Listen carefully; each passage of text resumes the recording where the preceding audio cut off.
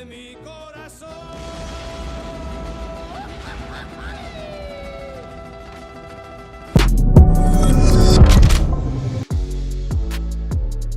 There's more than one way to skin a cat, is what my grandfather used to say, and it seems like the Bidens are getting skinned right now, Congressman. They are. I guess the thing that's most frustrating to me is, of course, I'm not an attorney, but our Justice Department. I mean, I don't know what else you got to bring to them, and yet, I guess they're just too busy harassing moms who are tired of their kids being taught pornography in public schools, and they need to continue to label them as domestic terrorists, or heaven forbid, a Catholic who's pro-life is labeled a terrorist as well. I mean, that's what we're up against in this Justice Department, and these people that stay home on election day and allow the View to give them their political perspective. I think this is exactly what we're seeing right now. We've got grifters that are literally sleeping with the enemy. I mean, this is ridiculous. This thing is out of control. And, could you imagine if just one of these incidents had happened during the Trump administration? I mean, it'd be 24/7. They'd already, the DNC would have issued their marching orders, or Soros or whoever else does it, to the national media and the talking heads. It'd be just nonstop. But in this instance, I mean, what else do you need? You've got Tony Bobulinski. I've said in these meetings, and man, they are so boring. They go through hours of this stuff. I'm not an attorney. I just like, dude, what do you know? And this and who said that? All right, let's go. 30 minutes later, let's go eat lunch. But this thing, hours upon hours. And I was impressed. I sat through the double secret impeachment hearings over Trump, and I watched some of those people. And then I like what you said about reading. I'll paraphrase, of reading their body motions and and how they do things and how they answer things, because these cats, when they're behind closed doors, they act a lot different. They act they act cocky and kind of smirking and laughing at the rest of us. And then when they're in front of the cameras, they're the only place they're sleeping is at the foot of the cross. But I tell you what, Bobulinski, I like saying his name. It would have been a great name for somebody on The Sopranos or something, Tony Bobulinski. But this guy, he could name names, dates, times, countries, amounts. It was unbelievable. I leaned over to the lady beside me who was like, I guess, transcribing it or something. I know she was on her computer doing something. And I said, is he doing this without notes? And she said, yes, in fact, he is. And I was like, man, this guy, he's above, he's smarter than the average bear. And, he's no Hunter Biden, I can tell you that. And this thing is just, it's beyond me why the Justice Department, if I was at the Justice Department, I'd just hang my head in shame, because I've completely sold out my oath. Yes. So you found that Bobulinski was a credible witness. Can you give us some other takeaways from his testimony? Just his confidence. He didn't. Yeah. And sometimes I'll say, when I'm trying to get my thoughts. There wasn't an in this thing. He didn't take a breath. When they would ask him a question, he would look at the person asking the question and he would answer it. And folk, and these things, they try to trip you up and stuff. This guy was lock solid. I was impressed. I didn't have to stay very long. I read people, and I read this guy as somebody who was telling the truth. I don't know his background. I understand now. I understand a little more about his background. But when I walked in, I was a little bit shocked, actually, just how aggressive he was answering these questions without looking at his counsel or whatever. If they were there in the room, I didn't pick them up, because he didn't lean over and say, and they're whispering in his ear, like you see on these things. He just let it go. And everybody else who contradicts him, I would say, is suspect. I would say stack their record up against his and let's roll. So what does Let's Roll look like? When will these hearings be public? When will the American, I mean, this has been ongoing for now years. Obviously, again, Tucker Carlson was broadcasting this in 2020 before the election. Yeah. Joe Biden was saying, "Look fat," and screaming at voters and spitting out of his mouth. Like he was so plainly guilty of this from 4 years ago. And so I guess the American public are like, okay, when? Like, when do we actually have this out in Congress and listen to these testimonies? I'd suspect judiciary gets the first bite of this thing, because I saw Jim Jordan in the meeting and he was being very Jim Jordan-ish. He's very concise, and he's a chess player, not a checkers player. When he gets enough information and he gets what he needs, I think he'll roll with it. Congress moves like a freaking glacier, brother. I'm ready to go. I'm ready. I'm sick of this crap. Let's get on with it. Let's get it to the floor. Let's plead our case to the American people. But let's be honest. Until the Justice Department decides to do something, nothing's going to happen. And the only thing that's going to happen is, what I hope is, this backfires on them and the American public. So, the smoke screen right now is Congress is a do-nothing Congress. Well, I don't know if you know anything about the voters, but they're sick of us doing stuff to them. They would rather us just stop. And, and that's all they've got right now. That's all. If you notice the national media, every story is do nothing Congress, do nothing this. To me, Congress was supposed to be an area where you debated issues. Now we're debating things. We're debating things, minute rules that we don't understand, that have been put in place by the uniparty to keep those people in control. And the national media is playing right into that, either out of ignorance or a backroom deal. But I like the way things are going. People are leaving Congress, and that's a good thing. Yeah, that's exactly right. So you mentioned the uniparty. Is this Ukraine abomination going to get a vote in the House? I hope not. This whole thing is a joke. I've said, you want to blast the Democrats, and Democrats want to blast us, but let's blast the national chambers of commerce who've stopped every immigration bill and everything. Because it's all about war. It's about money. It's about control. You've got a Pentagon that's never passed an audit in the history of dadgum audits. They can now account for $500 billion in assets. And you look at what's going on with these companies, and they don't like me, and I realize it. But they're the ones getting fat. And these economists keep saying, "Oh, this is great for the economy." You don't understand. Half the money they're spending is coming back over here. They're buying bullets and rockets and missiles, and I like, yeah, they're killing people. That's good for business, but it ain't what America needs to be in. We need to be defending our southern border and quit worrying about Ukraine. It's Europe's war. Ukraine is a crooked country, and I hate it. I hate that Russia's rolling over, and Putin's a thug. I don't know if he murdered this guy before or whatever, but he's part of their. I mean, of course he's murdered people. He's KGB, man. So and he's a thug. But the GDP of Russia is somewhere between Canada and France. Yet we spend $114 billion, send our missile defense system. We probably got advisors over there. This is just reeks of Vietnam. And this is all about business. My daddy used to say, and it wasn't original to him, but he said, old men make decisions and young men die. And this is exactly what you see. These rifles behind me right here. Those are Japanese rifles that my dad took off of people that he actually killed.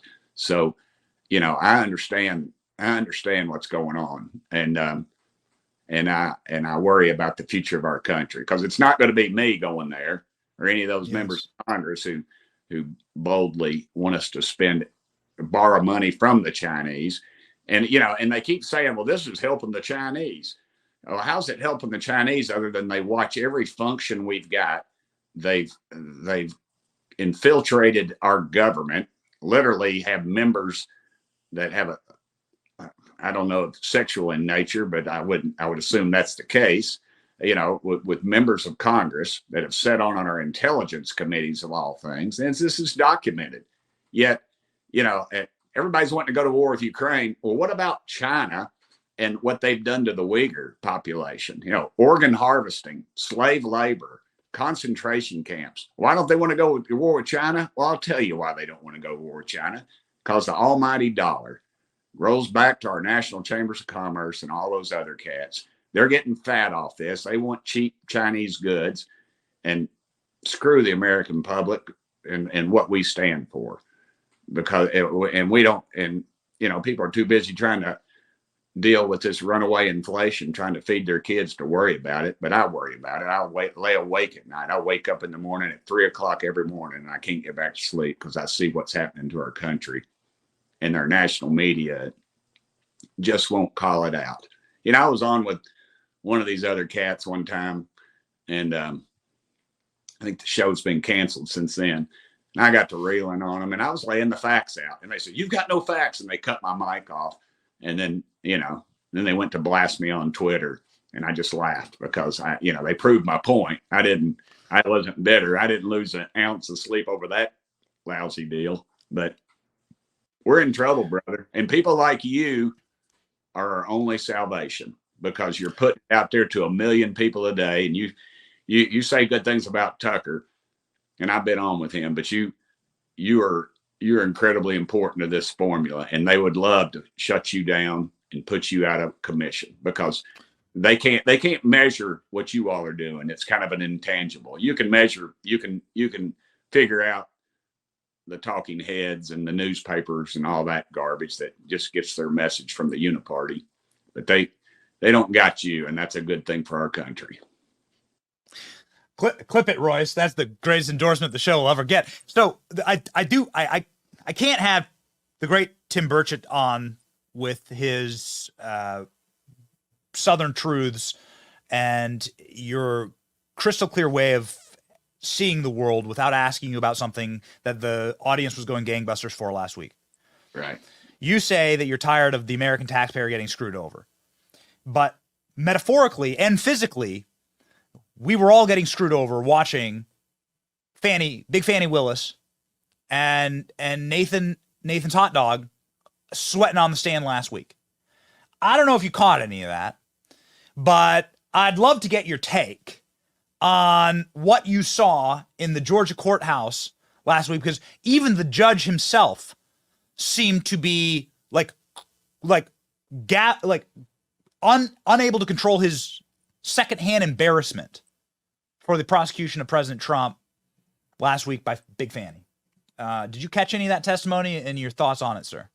Yeah, I did. It's kind of like watching some of these other crazy TV shows. You just flip across the dial and it shows up, and you go, "Well, crap, I better watch this thing." And I did. And I have a bunch of buddies of mine that are attorneys. They decided not to take an honest path in life. They decided to practice law and about it, and their thoughts were basically my thoughts. I mean, she was trying to control the narrative. She was obviously, it's one of those deals. I mean, if you got a crooked justice system, she'll walk. But the truth was, I just thought she didn't do herself any favors. I could see her attorneys just shaking their head in my mind, going, "Why did we let her do this?" But I tweeted about it. I think I said something about the same person that allowed her to take the stand is the same one that allowed Joe Biden to do his press conference. I mean, yeah. And it put me off really about this. And here I am being a white guy saying this, but when she started throwing the race card around, that ticks me off, because I see racism, and it's real, it's out there. But saying that this was because she was, cause she's being accused of something because of her race, to me it's just despicable, because it's the Chicken Little principle. You keep saying this stuff, and then pretty soon people start just shaking their heads on that stuff. And when there is legitimate racism out there, and I just get aggravated with this stuff, because it's just so bogus, and it runs our system down. And yes. And the arrogance of her thinking that she could sleep with somebody that worked under her or whatever. You know, I mean, that's HR 101, man. HR, and then to bring her daddy in there and all that stuff, I just like, oh, come on. I mean, the whole thing was pitiful. And then I watched, for some reason, when I turned my television on, I don't know, understand it. I get my 16-year-old daughter to figure it out. But when you turn the TV on, it's, you know, it's MSNBC and those clowns making excuses. It's pathetic. And you wonder why. And then you don't wonder why more people are watching reruns of the Cartoon Network, SpongeBob, than are watching those clowns, because they can't get it, man. They can't pour water out of a boot if the instructions are written on the heel. But they sure as hell take their orders from the big boys. And to me, that's, you know, it's what it is. It's like my daddy told me. I'll tell you this once. I know I talk too much, but my daddy, right before he died, he's laying up there in the nursing home, and I was mayor, and I'm always fighting the big boys. You know, I fought the tax increases, and we won, and I paid down debt. They told me not to do it, and I did, and I got rid of a bunch of stuff we didn't need, and we even gave raises, which is, you know, without raising taxes. And I walked in the nursing home. There's my daddy. It wasn't long before he was going to meet the Lord. I mean, he's on his way out. He'd had a massive stroke, and he grunted out to me. He goes, "Are they on you?" And I said, "Yes, sir." You know, there'd been an editorial and a front page article on something, you know. And he said, "Do you really want that bunch for you?" And I thought, wow, I'm going to remember that, because when that bunch is for you, then you know you're not doing what's right. Yes, that's right. Yeah, that's right. There's a whole meme. There's a Rick and Morty meme about this. Your booze mean nothing to me because I've seen what makes you cheer. And so these people can have their Epstein Island and their Lolita Express, and they can have their demonry. We'll be on the side of right, even if that's unpopular. It's always been unpopular. Congressman, you are very popular with our audience. Everyone needs to go follow Tim Burchett on X. Get on over there. What are we up to here, ladies and gentlemen? 128,000 followers. Yeah, let's go on our way to 200,000. That's my daddy's grave right there, and my mama's grave. They stack them in Veteran Cemetery, and you can see, I think there's a couple of rocks on there. Although Daddy fought in the Pacific, Mama lost a brother fighting the Nazis, and my Jewish friends will come by and put a rock on Daddy's grave, and I think that's pretty cool. I think that's really cool. I think you are pretty cool, Congressman. Please get that Hunter Biden under oath. I think that'll be happening this week or next. And then please come back to the show and report and let us know. That happens on the 28th. The 28th is Hunter Biden's testimony. What are you going to ask him? Final question. What do you ask Hunter? I'm going to go for the juggler. I'm going to say, did you pay taxes on any of this stuff? I think we're missing. This is the one we ought to get him on. We're not going to get him on anything else, but the American public understands taxes. They understand if they sell $500 worth of stuff on eBay, you know, the IRS is going to be breathing down their neck, and then them $20+ million, and there's no proof of them paying taxes. That's what I want to see.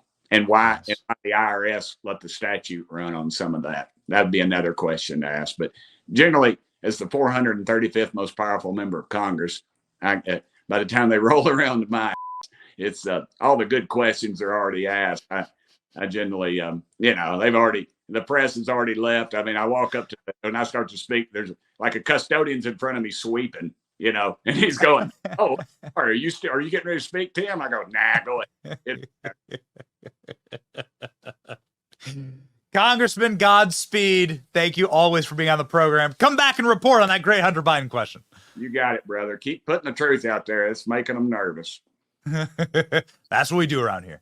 Right. Hey, and every time I'm on your show, I get the Benny bump, man. My numbers go. Thank you, brother. Godspeed, Congressman. Hey, man. One last thing. Oh. Roscoe. Hey, a doggo. Yeah, it's Roscoe Houdini Burchett. He escapes from everything. He doesn't have a tooth in his head. He fights through the metal fence, and it's crazy. He's a wild man, but he's a good one. Thanks, brother. Roscoe Houdini. Don't let Hunter Houdini escape next week, Congressman. Roscoe Houdini Burchett. Roscoe Houdini Burchett. Thank you, brother.